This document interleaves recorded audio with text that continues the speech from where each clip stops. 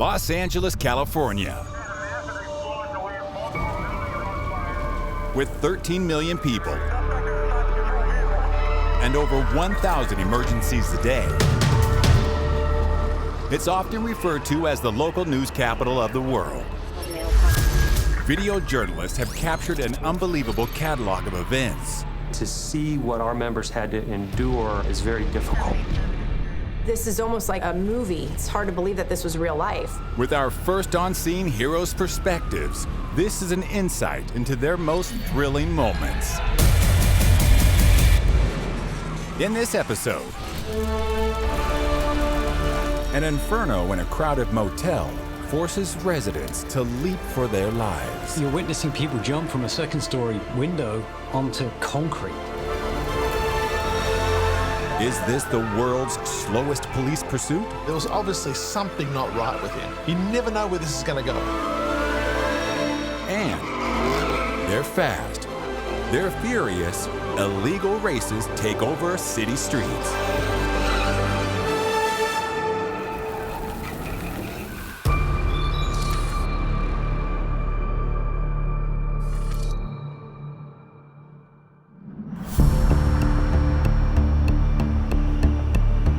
It's 11:30 p.m. in South Los Angeles, and video journalist Howard hears something on his radio that captures his attention.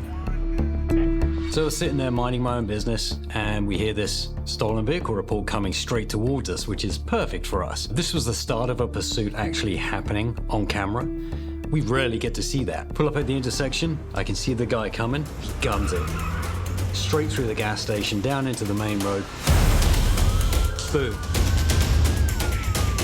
Takes off, half a dozen sheriffs, and a helicopter overhead. I mean, that's a whole pursuit. Pursuits don't come often, but when they do come, it is such a rush. My adrenaline is pumping. I mean, I'm shaking, my windows are steaming up, but I have to learn to control that adrenaline. These types of chases are the most dangerous because the suspect has already shown a willingness to ram into other vehicles and to risk the lives of innocent civilians. After recklessly fleeing through residential streets, the suspects had taken off on foot. The Los Angeles Sheriff's Department has the area shut down for the search. Howard monitors the action closely. Once a subject exits a vehicle, then a whole new line of things goes through the officer's head. Is this subject armed? How far is he willing to go? You never know what's going to happen, right? It could turn into gunfire, it could turn into a physical fight. I had the suspect run right towards me. All that stands between me is a chain link fence and a razor wire. He's coming over that fence right at me. Do I grab him? Do I tackle him? Do I leave him alone? Do I step back? Or do I just get that shot? And I got the shot. Once I saw that razor fence, I believed that that guy was absolutely caught. Razor fences are extremely dangerous. They can cut deep, they can cut veins. And you've got two cops the other side of the fence grabbing him. His shirt's being ripped off. This guy obviously wants to get away. My adrenaline's already up here. My adrenaline's peaking at this point. And to take it up that next notch, I mean, I had to bring myself down. Like, don't get in trouble, Howard. The suspect is proving a danger to the community. Police must now urgently set up a perimeter to catch him. I believe the cameraman may have put himself in a little bit of danger, yes. But, you know, you've got to get there to get that shot if you want to make the money. Yeah, thinking about danger in a story like this is more on the top of my mind now, having a family. I've actually gone back numerous times and I've questioned myself about how close I got. He jumped over razor wire. It's like, me tackling him after that, not a good idea. Typically, it's not the officer that catches the suspect, it's the radio. It's getting your partners in place so that we can set up a good perimeter and do a systematic search, so that we can lock that person down into a particular area and where he doesn't feel he can move without being seen. There's something in all of us that are like, oh my gosh, is this person actually going to get away? And you know 9 out of 10 times they don't. However, it's just one of those human nature things that we want to follow and watch and see what the aftermath is going to be. Howard makes the decision to step back and alert the officers on the perimeter as to which one is the suspect. Guy in the red pants. Is that him? That's him, yeah. That's him. Go back that way, go back that way. The ending of this story amazes me. With all that law enforcement and a helicopter on scene, the guy gets away. He should have gotten caught. How do you get away from a dozen sheriffs, dozen LAPD, and a helicopter? There were so many times where they could have arrested him. He ran right past me. I mean, I could have tackled him. That guy got lucky.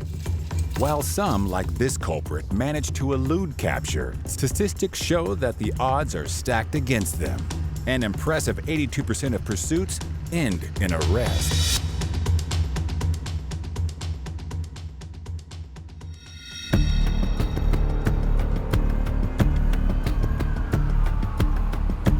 Another night, another adrenaline-fueled pursuit, this time in the San Fernando Valley.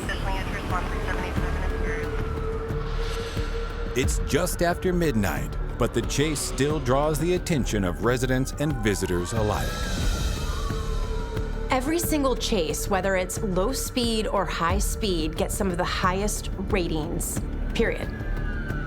But this one was a slow-moving pursuit, and it was a stop, start, stop, start. The San Fernando Police Department are hot on the tail of a suspected DUI driver who has come to a stop in front of the iconic Northridge Mall. And the guy's erratic behavior, there was obviously something not right with him. You never know where this is going to go.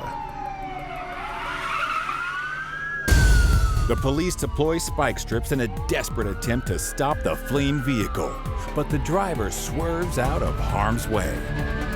Pursuits can end multiple different ways. You don't know if this person has a weapon. You don't know if they're suffering from a mental illness. So at that point, that's when you want to slow it down. There is no rush to make the arrest.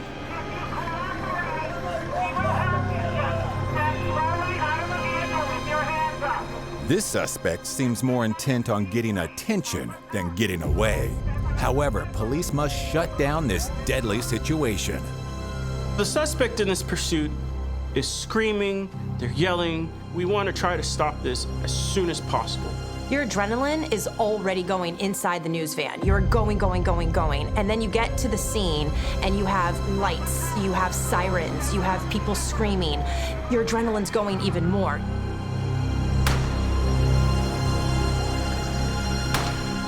Police resort to extreme measures, firing multiple non-lethal beanbag rounds into the vehicle in a bid to subdue the suspect. As the dust settles, officers approach the door with caution. Then they pull the suspect out. The pursuit ended peacefully. The driver was arrested without incident. Great outcome.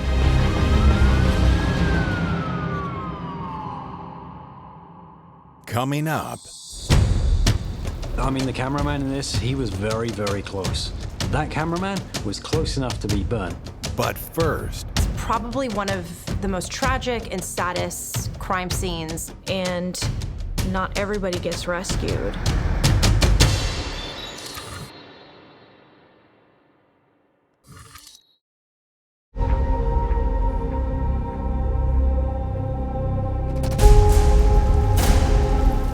each year there's an average of 358,000 house fires.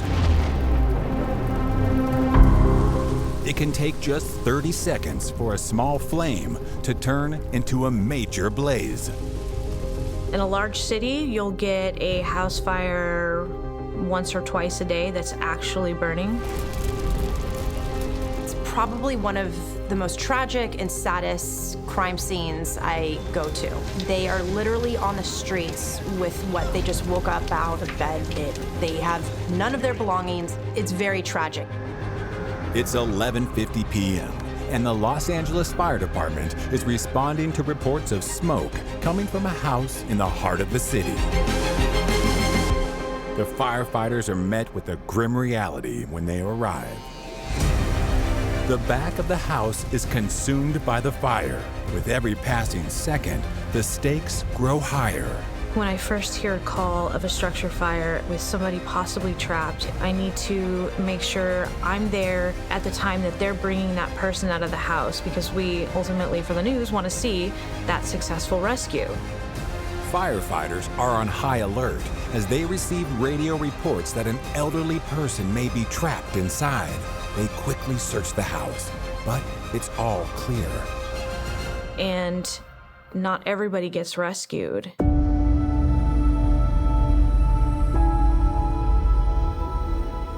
Unfortunately, during a secondary search, sadly, they found one victim of the fire and removed him from the residence. The 62-year-old male, unfortunately, has been pronounced deceased that scene. Our main objective is to save lives, property, and the environment in that order, and it doesn't always yield a positive outcome. We see tragedy and death on a fairly frequent basis. Tragically, this particular story, the homeowner passed away due to the fire, but we would always circle this story back around, and on the upside, the dog was saved. And we can see firefighters carrying this dog out. Pets are people's family members. In this case, we did locate a couple of pets inside. We were able to get them out to safety. Often we'll rinse them down, clean their nose, and sometimes provide oxygen as needed.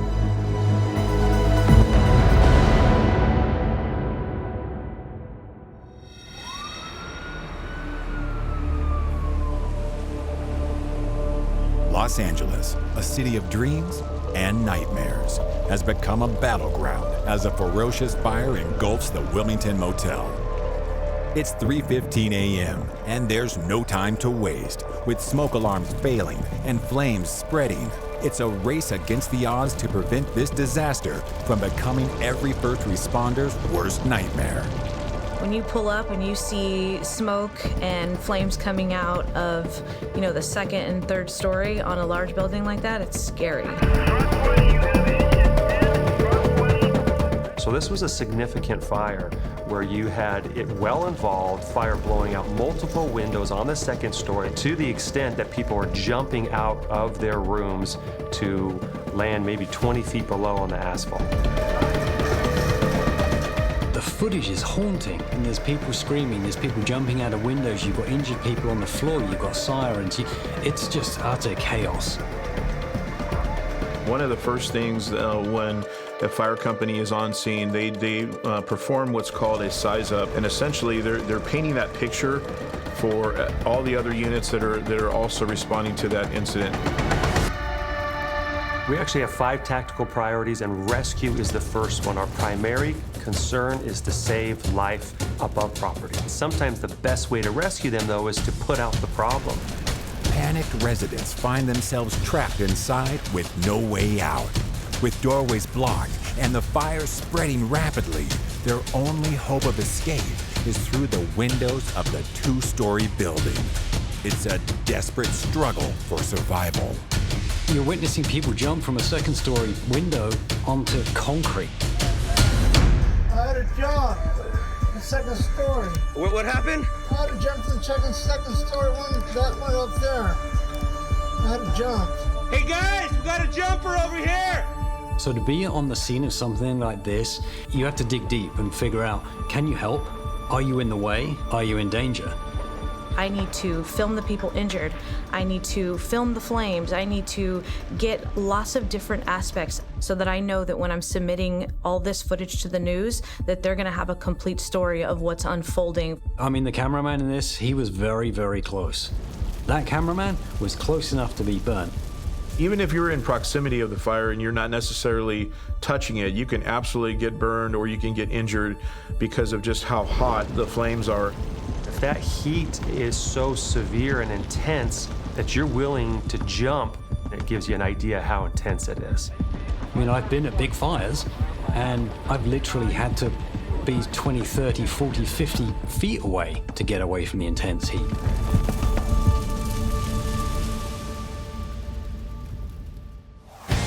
Coming up, with an intense fire and increasing numbers of victims, our cameraman must make a tough call.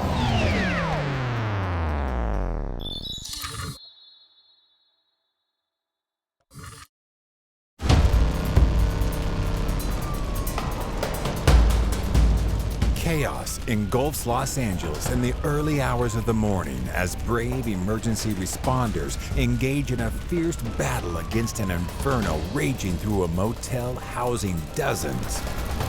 The scorching heat is so unbearable that people are leaping out of windows in a desperate attempt to escape the flames.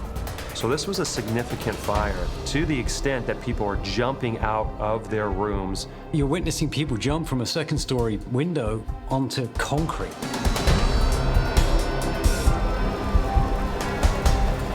So depending on the height of their fall, we can anticipate severe fractures, paralysis, or even death.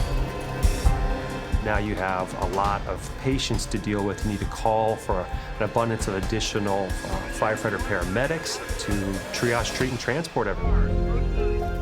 With increasing amounts of desperate victims, the cameraman makes a selfless decision. First word that came to mind was just humanity. Capturing footage is incredibly important, to tell the story. It also helps fire departments train and learn how to do better. And being able to film and help at the same time, I mean, good on him. All you want to do is help. If the person is in severe pain or there's something that I can do, I'm definitely going to try to help them. You'll see another cameraman in there. They join arms, they drag the person out. You want to get that shot, but at what point do you turn into a human being and help? It's a very fine line, but once you make that switch, I feel better about myself when I actually help on scene rather than actually film someone's misery. Being able to move that victim out of harm's way was pretty special. I mean, it's a phenomenal thing. I mean, that's the side of cameramen you don't often see in my line of work. The firefighters finally gain control over the raging inferno after a grueling hour-long battle. The toll of the flames, however, is devastating. 12 people are rushed to hospital for treatment, and the lifeless body of a man is tragically discovered inside the motel. The fire captains suspect arson.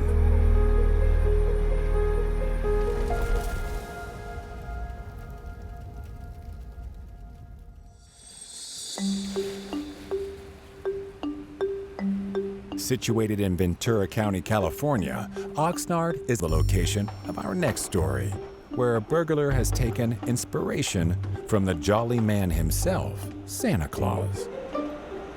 This guy tries to break into a house through the chimney. Not the best idea. What happens? He gets stuck, obviously. My first reaction to this type of call is, what the heck were they doing and how did they get in there? But when there's a will, there's a way, and in his case, his way was in. Somebody decided to challenge a chimney, and it looks like the chimney won. How does Santa get down your chimney? Not like that, obviously. No, unfortunately, real life doesn't mimic cartoons.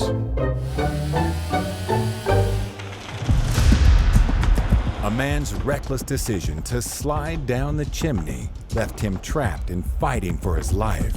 First responders must now battle to save him.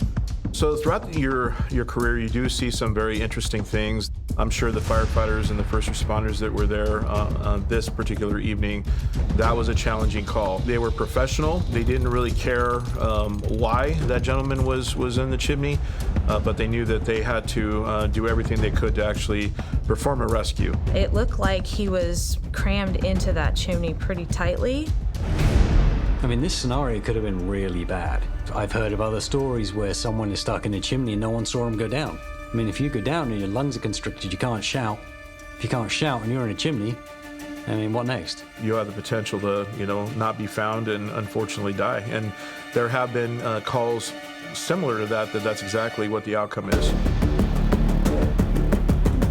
The best way to actually extricate somebody is from removing that object from around the patient instead of the other way around. So having to use lots of different equipment, utilizing things like rotary saws, chisels, sledgehammers. I would imagine that they were talking to the patient the whole time. They were trying to, keep him calm, let them know that they're doing everything that they can to free him. And they've got jackhammers going on the outside, chiseling away right next to your head. I mean, I wouldn't want to be in that situation. I mean, I'm claustrophobic as heck. No way would I want to be in that situation. Personally, if that was me stuck in the chimney, I probably would have passed out from just freaking out from being squished in there. It takes 3 hours of grueling effort for rescue crews to demolish half of the chimney and free the trapped man as he fought for his life in the narrow confines. Something like this is a dream come true for a cameraman. Right, you got a situation that's not normal, it's bizarre, it's on the odd side, it leaves you kind of thinking, what the heck is going on? I think it's going to be a money shot because ultimately people want to see a rescue. They want to see a happy ending. So they want to see firefighters go in there and get that guy out and get him help. The bad Santa is taken to hospital wiser for the experience. Maybe next time he'll try the window. Coming up. There's a bunch of guys in high-performance vehicles just going crazy doing burnouts and donuts. It is extremely dangerous because there's nothing to stop that vehicle from going into the crowd.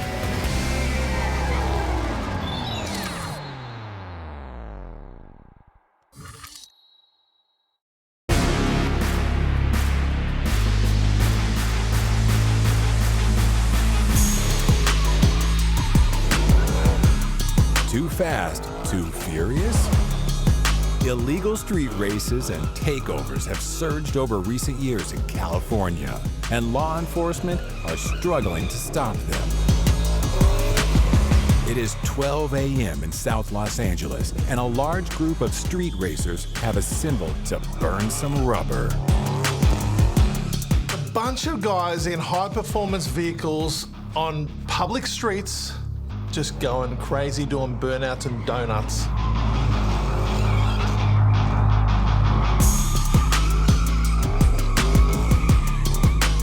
Become an epidemic now with street takeovers. What they are is 300, 400, 500 people will block in a 4 entrance exit intersection. Well, these guys are going crazy. A street takeover, to me, is probably one of the stupidest things I've ever encountered and had to report on.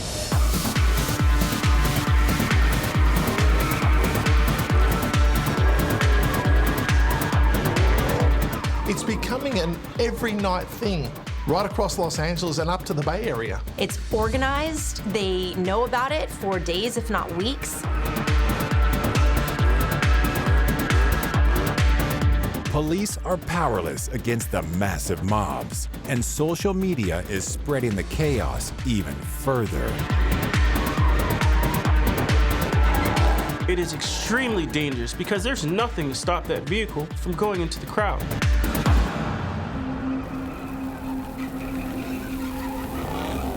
A lot of these street takeovers that I've had to go and cover, the reason why we were sent there is because there were multiple injuries, if not death. A girl was actually killed.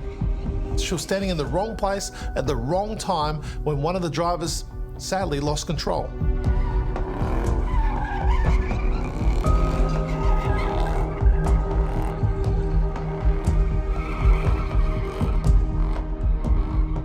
I've seen street takeovers with at least 400 or 500 people. And as soon as the police show up, they're like cockroaches. The authorities win this battle by shutting down the street takeover, but the war against these lawless uprisings rages on. The streets of Los Angeles remain a hotbed of chaos and destruction in a never-ending cycle of shutdowns and relocations.